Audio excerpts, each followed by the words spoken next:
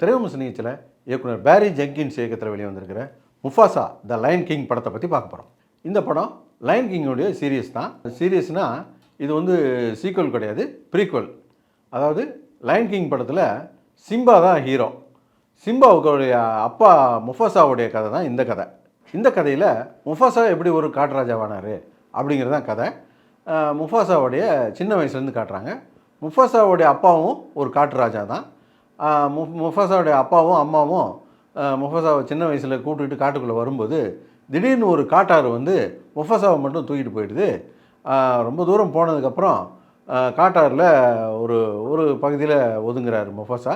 அந்த பகுதியில் காட்டுராஜாவாக இருக்கக்கூடிய சிங்கத்துடைய மகனாக இருக்கக்கூடிய இளவரசன், அதாவது டாக்கா அப்படிங்கிற கேரக்டரு முஃபாசாவை காப்பாற்றி அவங்க காட்டுக்குள்ளே கூப்பிட்டு போகிறாரு. அவங்க அப்பா கிட்ட அறிமுகப்படுத்தி வைக்கிறாரு. அவங்க அப்பா முஃபாசாவை பார்த்தவொன்னே வெறுக்கிறாரு. இவன் வந்து வந்தேரி, இவனை நம்ம கூட்டத்தில் சேர்க்கக்கூடாது, அப்படியே பற்றி விடு அப்படின்னு சொல்லும்போது அப்போ டாக்கா இருந்துக்கிட்டு இவன் இங்கேயே இருக்கட்டும், எனக்கு நண்பனாக இருக்கட்டும் அப்படின்னு சொல்லி அப்பா கிட்ட ரிக்வஸ்ட் பண்ணுறாரு. அப்பாவுக்கு வேண்டாம் வெறுப்பா, இவன் இங்கே இருக்கட்டும், ஆனால் ஆண் சிங்கத்து கூட இருக்கக்கூடாது, பெண் சிங்கங்களோட தான் இருக்கணும் அப்படின்னு சொல்லிடுறாரு. சிங்க கூட்டங்களில் என்ன ஒரு விஷயம்னா, பெண் சிங்கங்கள் தான் வேட்டையாடும், ஆண் சிங்கங்கள் சும்மா படுத்து தூங்கிட்டு தான் இருக்கும். அப்படி முஃபாசா பெண் சிங்கங்களோட இருக்கிறதுனால வேட்டைக்கு போகிறது, அந்த காட்டில் உள்ள தந்திரங்களை எல்லாத்தையும் கற்றுக்கிட்டு சீக்கிரமாகவே ரொம்ப காட்டை பற்றி தெரிஞ்சுக்கிட்டு வந்துடுறாப்புல. இந்த சூழ்நிலையில் இந்த பகுதிக்கு ஒரு பெரிய சிங்க கூட்டம், ஒரு காட்டு மிராண்டித்தனமான ஒரு சிங்க கூட்டம் இந்த சிங்க கூட்டத்தை தாக்கிறதுக்கு வருது. இதை தெரிஞ்சுக்கிட்ட காட்டுராஜா முஃபாசாவை கூப்பிட்டு, என் மகன் டாக்காவை கூப்பிட்டுட்டு நீ இங்கேருந்து தப்பிச்சு போயிடு, நீ அவனை பத்திரமா பார்த்துக்கோ அப்படின்னு சொல்லிட்டு அனுப்பி வைக்கிறாரு. இங்கேருந்து தப்பிச்சு போன முஃபாசாவையும் டாக்காவையும் தேடி இந்த சிங்க கூட்டம் அங்கேயும் வந்துடுது.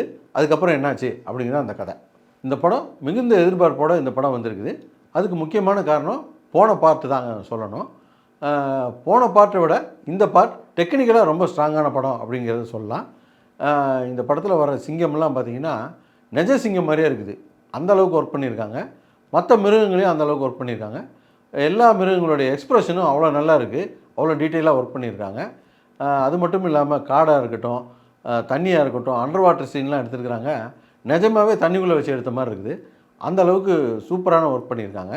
ஆனால் அந்த படத்தை விட கதையாக திரைக்கதையாக இது கொஞ்சம் கம்மி அப்படின்னு தான் சொல்ல முடியும். அதே போல் அந்த படத்தை தமிழில் டப் பண்ணியிருந்தாங்க. காமெடியெலாம் நல்லாவே ஒர்க் ஆகிருந்தது. இந்த படத்தையும் நாங்கள் தமிழில் தான் பார்த்தோம். அந்த அளவுக்கு காமெடியெலாம் ஒர்க் ஆகலை. இந்த படத்தை நாங்கள் 2Dயில் பார்க்குற வாய்ப்பு தான் கிடச்சிது. 2Dயில் பார்க்கும்போது அவ்வளோ பிரமாதமாக இருந்தது, அவ்வளோ டீட்டெயிலாக ஒர்க் பண்ணியிருக்காங்க, அவ்வளோ டெப்த் இருந்தது. இதே 3Dயில் பார்த்துருந்தா இன்னுமே ரொம்ப பிரமாதமாக இருந்திருக்கும். நீங்கள் வாய்ப்பு கிடச்சா இந்த படத்தை 3Dயிலே பாருங்கள். போன பாட்டில் ஒவ்வொரு கேரக்டருக்குமே முக்கியத்துவம் இருக்கும், ஒவ்வொரு கேரக்டருமே அந்தளவுக்கு ஸ்ட்ராங்காக வடிவமைச்சிருப்பாங்க. ஆனால் இந்த பாட்டில் எந்த ஒரு கேரக்டருமே ஸ்ட்ராங்காக வடிவமைக்கலை, எல்லாமே ஏனாதானன்னு தான் இருக்குது.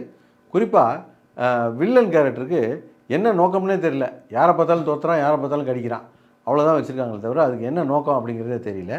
அதே போல் போன பாட்டில் வில்லன் ஸ்கார் வந்து வில்லனாக இருப்பார் இல்லையா, அந்த கேரக்டரு எப்படி வில்லன் ஆனார் அப்படிங்கிறதுக்கு இந்த பாட்டில் லீடு கொடுத்துருக்காங்க. அதெல்லாம் ஒரு உப்பு சப்பு இல்லாத காரணமாக இருக்குது. போன பாட்டு லைன் கிங்கை பார்த்துட்டு நம்ம ஆளுங்க இதுன்னா அப்படியே பாகுபலி மாதிரி இருக்குது அப்படின்னு சொன்னாங்க. அது ஏறக்குறைய பாகுபலி மாதிரி தான் இருக்கும். இந்த பாட்டை கூட சிங்கம் கேரக்டர்லாம் அப்படியே மனுஷனாக மாற்றி ராஜா கதையாக மாற்றினா ஒரு ராஜா கதையாக வர வாய்ப்பு இருக்குது. ஆனால் ராஜாவாக நடிக்கிறதுக்கு நடிகர் வேணுமே, நடிக்கணுமே முதலாவே. இந்த சிங்கம் மற்ற கேரக்டர்லாம் அவ்வளோ எக்ஸ்ப்ரெஷன் வாங்கிட்டானுங்க, அவ்வளோ அழகாக பண்ணிடுச்சு. இவங்களுக்கு நடிக்கவும் வராது. சரி, இவங்களுக்கு தான் நடிக்க வரல அப்படின்னு பார்த்தா கூட இருக்கிற அல்ல கைங்க சும்மா இருக்குமா? இவன் யார் தெரியுமா? சிங்கத்துக்கு பிறந்தவன்டா, புலிக்கு பிறந்தவன்டா, புலிக்கு பிறந்தது பூனை ஆகுமா அப்படின்னு சொல்லுவாங்க. டேய், புலிக்கு பிறந்தது எப்படா பூனை ஆகும்? புலியாக தானே இருக்குது, ஏன்டா போட்டு உயிர் எடுக்கிறீங்க? இவங்களை காட்டில் கூப்பிட்டு போய் படம் எடுக்கிறது அதை விட பெரிய பிரச்சனை. காட்டுக்கு கூப்பிட்டா அங்கே அட்டை கடிக்கும், கொசு கடிக்கும், நான்லாம் வரமாட்டேன், நீ க்ரீன் மேட்டை போடு, நீ மற்றதை பேக்ரவுண்டில் ஏதாவது அனிமேஷனை பண்ணிக்கோ அப்படின்னு சொல்லிடுவாங்க. இவனை கூப்பிட்டு போய் வச்சுக்கிட்டு க்ரீன் ஸ்க்ரீன் முன்னால் நிற்க வச்சு எடுக்கிறதுக்கு ஒன்று அப்படியே நவுத்திட்டு முழுசாகவே நாங்கள் அனிமேஷனில் பண்ணுறோம் அப்படின்னு பண்ணாங்க. பார்த்தீங்களா, அது ஒரு திருப்தியான விஷயம். மொத்தத்தில் இந்த படம் எப்படி இருக்குது அப்படின்னு கேட்டிங்கன்னா, நாங்கள் ஏற்கனவே சொன்ன மாதிரி இது டெக்னிக்கலாக ரொம்ப ஸ்ட்ராங்கான ஒரு படம். கற்பனையான உயிர் இல்லாத உருவங்களுக்கு உயிர் கொடுத்து அது வந்து உண்மை அப்படின்னு நம்புகிற அளவுக்கு ஒர்க் பண்ணியிருக்காங்க. கதையாக திரைக்கதையாக பார்த்தா ஒன்றும் பிரமாதமாக சொல்கிறதுக்கு ஒன்றும் இல்லை. படமே கொஞ்சம் ஸ்லோவாக தான் இருக்குது. ஸ்லோவாக தான் இருக்குதே தவிர போர்லாம் அடிக்கலை. இந்த படத்தை குழந்தைங்கள்லாம் நிச்சயமாக ரசிப்பாங்க. பெரியவங்களுக்கும் ஓகே ரகமான ஒரு படமாக தான் இருக்கும்.